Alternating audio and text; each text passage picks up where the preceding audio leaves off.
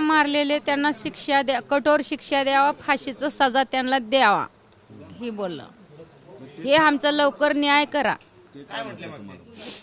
होईल म्हणले, कायदेशीर काय आहे ते होईल म्हणले, कायदा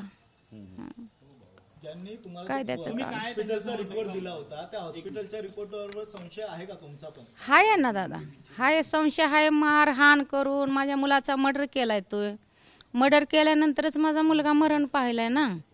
हां, माझ्या मुलाला आजार नव्हता, काही नव्हता.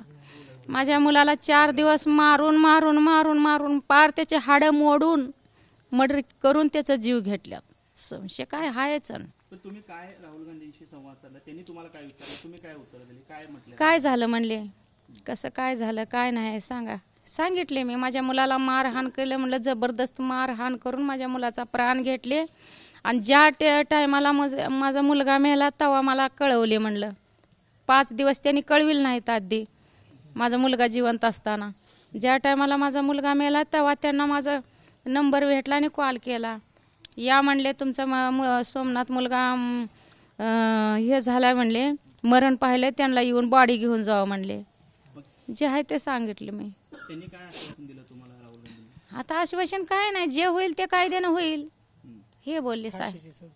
मी बोलले त्यांना फाशीची सजा त्यांना द्यायला पाहिजे म्हणलं. ते कोणचे होते ते पोलीस कस्टडी, पोलीस स्टेशनमध्ये पोलीस प्रशासन कोण कोण होते 5 दिवसामध्ये हे सगळे ड्युटीवर जे होते त्यांना सगळ्याला फाशीची शिक्षा द्या म्हणले. मी होईल म्हणले कायद्यानुसार.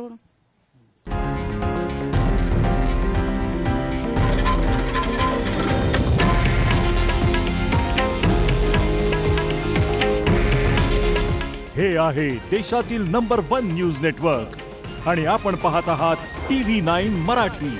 काळजी तुमची, हित महाराष्ट्राचं.